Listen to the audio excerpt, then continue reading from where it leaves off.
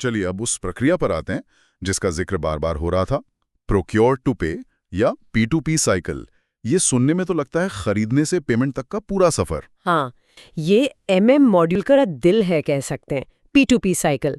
इसमें वो सारे स्टेप्स आते हैं जो सामान या सर्विस खरीदने और वेंडर को पैसे देने तक होते हैं। तो क्या क्या स्टेप्स हैं इसमें? देखिए, सबसे पहले होती है ज़रूरत की पहचान। मतलब किसी को कुछ चाहिए, ये सिस्टम से भी आ सकता है या कोई यूज़र डाल सकता है, जैसे प्रोडक्शन डिपार्टमेंट। अच्छा। ये ज़रूरत सिस्टम में एक परचेज रिक्विजिशन या PR के तौर पर दर्ज होती है। ये बस एक इंटरनल रिक्वेस्ट है। ठीक है, रिक्वेस्ट आ गई। अब अगर पता है किससे लेना है तो ठीक, नहीं तो खरीद डिपार्टमेंट वेंडरों से कोटेशन मंगवा सकता है। उसके लिए RFQ रिक्वेस्ट फॉर कोटेशन भेजा जाता है। फिर वेंडरों से कोटेशन आते हैं, उनकी तुलना होती है। कीमत, quality, delivery time, payment terms, सब के आधार पर बेस्ट वेंडर चुना जाता है। ओके, वेंडर फाइनल हो गया। हाँ, अब उस वेंडर को एक फॉर्मल परचेज ऑर्डर या PO भेजा जाता है। ये एक लीगल डॉक्यूमेंट है। क्या माल, कितनी मात्रा, किस रेट पर, कब तक चाहिए, सब लिखा होता है इसमें। ठीक है, PO चला गया। फिर जब वेंडर माल भेजता है तो उसे रिसीव करते हैं। इसे कहते हैं गुड्स रिसीट या GR। इसकी एंट्री सिस्टम में होती है, अक्सर मीगो कोड से। इसी वक्त माल आपकी इन्वेंट्री में आता है, स्टॉक बढ़ता है। अच्छा, GR पर माल अपना हो गया। हाँ, ज्यादातर मामलों में। और आखिरी स्टेप है बिल वेरिफिकेशन या invoice verification, IV। Vendor bill भेजता है, अकाउंट्स डिपार्टमेंट उसे PO और GR से मिलाता है। मिलाता है मतलब चेक करता है कि जितना ऑर्डर किया था उतना ही माल आया, बिल में रेट वही है जो PO में था, सब ठीक है तो बिल को वेरीफाई करते हैं, अक्सर MIRO कोड से।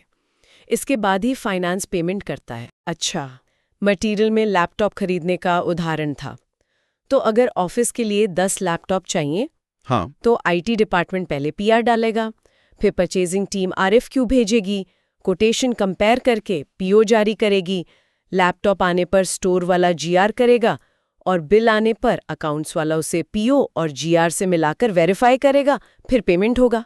ये है पूरा P2P। एकदम सही समझा आपने। और इसका फायदा सिर्फ ऑटोमेशन नहीं है, और क्या है? वो डिजिटल ट्रेल। हाँ, हर स्टेप का रिकॉर्ड रहता है। पता चलता है कहाँ देरी हो रही है, कहाँ गड़बड़ है। हाँ, ये तो है, अकाउंटेबिलिटी बढ़ती है। बिल्कुल। ठीक है, तो माल आ गया, GR हो गया, अब ये गोदाम में इधर उधर होता रहता होगा। इसे सिस्टम में कैसे ट्रैक करते हैं? सामग्री में गुड्स मूवमेंट और स्टॉक टाइप का जिक्र था। हाँ। SAP में माल की कोई भी फिजिकल मूवमेंट, गोदाम में आना, गोदाम से जाना या अंदर ही एक जगह से दूसरी जगह जाना, उसे गुड्स मूवमेंट कहते हैं। अच्छा, हर मूवमेंट का एक कोड होता है, मूवमेंट टाइप, 3 डिजिट का कोड। ये सिस्टम को बताता है कि क्या हो रहा है और इसका स्टॉक और अकाउंटिंग पर क्या असर पड़ेगा। जैसे कोई उदाहरण? जैसे मूवमेंट टाइप 101, ये आमतौर पे PO के अगेंस्ट GR के लिए होता है, स्टॉक बढ़ता है इससे। Okay. Movement type 261, production order के लिए माल इशू करने के लिए, इससे स्टॉक कम होता है। मूवमेंट टाइप 311, एक स्टोरेज लोकेशन से दूसरी में ट्रांसफर के लिए। ये सारे मूवमेंट मीगो ट्रांजैक्शन से ही रिकॉर्ड होते हैं ज्यादातर। और ये स्टॉक टाइप्स क्या थे? Unrestricted, quality? हाँ, जब माल आता है तो वो किस हालत में है या किस काम के लिए है, उसके हिसाब से सिस्टम उसे अलग अलग कैटेगरी में रखता है। अच्छा। पहला है अनरिस्ट्रिक्टेड यूज स्टॉक। ये वो माल है जो बिल्कुल ठीक है, इस्तेमाल के लिए तैयार। ओके। दूसरा है क्वालिटी इंस्पेक्शन स्टॉक। ये माल अभी QC वालों के पास है, जांच चल रही है, पास होने तक इस्तेमाल नहीं कर सकते। ठीक है। और तीसरा है ब्लॉक्ड स्टॉक। ये किसी वजह से रुका हुआ है, शायद खराब है या कोई और इशू है। समझ गई। और इन्वेंट्री मैनेजमेंट में कुछ खास तरह के स्टॉक का भी जिक्र था, कंसाइनमेंट, सब कॉन्ट्रैक्टिंग, ये क्या है? हाँ, नॉर्मल स्टॉक के अलावा कुछ स्पेशल बिजनेस सिचुएशंस होती हैं, उनके लिए SAP में स्पेशल स्टॉक का कॉन्सेप्ट है। ये नॉर्मल स्टॉक से अलग तरह से मैनेज होते हैं। जैसे? एक है कंसाइनमेंट स्टॉक। इसमें वेंडर अपना माल आपकी गोदाम में रखता है, पर मालिक वही रहता है। अच्छा। हाँ, आप जब उसे इस्तेमाल करते हैं तभी आपकी देनदारी बनती है, पेमेंट तभी करते हैं। इससे वर्किंग कैपिटल बचती है। ये तो बढ़िया है। हाँ, पर स्टॉक मैनेजमेंट आपका। दूसरा है सब कॉन्ट्रैक्टिंग स्टॉक।